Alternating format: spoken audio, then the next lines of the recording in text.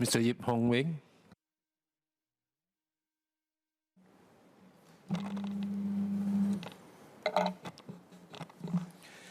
Mr. Speaker, sir, water remains an invaluable resource that sustains our very existence. Yet the global challenges of climate change and increasing water demand continues to pose pressing concerns for nations worldwide. As a country known for our prudent water management in the face of resource constraints, we are particularly vulnerable to these challenges. As we grapple with the anticipated repercussions of climate change on our water resources, it becomes imperative that we adopt a forward-thinking approach and proactively address this issue. I have several clarifications on this bill. First, Mr. Speaker, sir, I would like to ask about the mandatory recycling requirements outlined in the proposed amendments.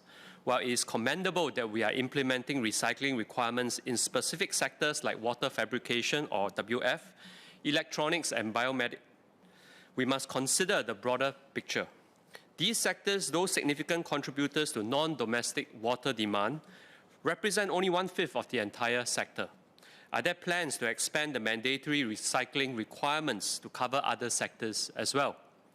Also, what constitutes high water recycling potential? Can this be stretched to either the financial and business sectors or other manufacturing sectors like pharmaceuticals? The proposed target of achieving a 50% recycling rate for WF is a commendable step. However, it's worth noting that Taiwan has already achieved a recycling rate of 75% in the same sector. I would like to inquire about Singapore's plan to move towards a higher recycling rate in the WF sector. Additionally, it will be beneficial to understand how the government intends to support these efforts, be it through the provision of infrastructure or subsidies. I also wish to better understand about the difference between the Water Efficiency Fund and the Industrial Water Solutions Deployment Fund. Are the funding caps for these initiatives sufficient to make a substantial impact in achieving our water sustainability goals? Whilst we seek to meet our water recycling goals, we must be mindful of the costs associated with meeting these requirements. In particular, whether having compulsory water recycling would drive up costs of production and will make businesses in Singapore less competitive.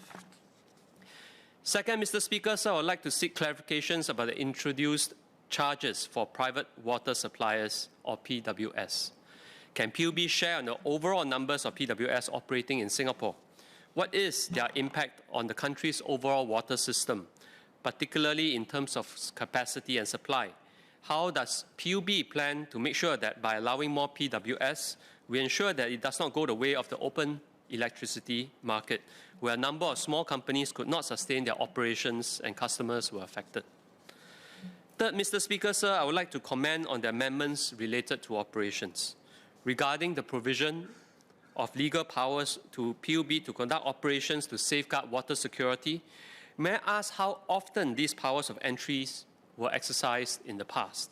I understand that these powers are essential for maintaining water security, but some may view them as intrusive.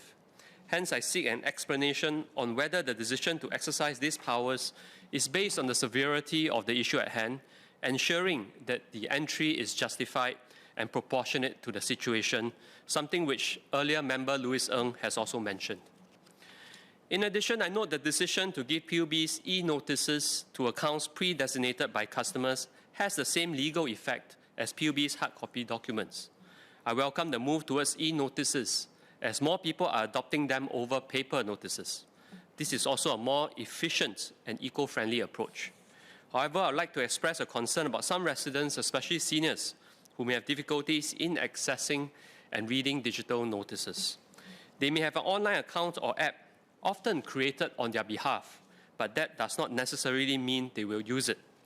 I urge the authorities to ensure that appropriate provisions are in place to accommodate and support residents who may need alternative ways of communication to stay updated on water-related measures. These could include an opt-out option for those who prefer hard copy notices.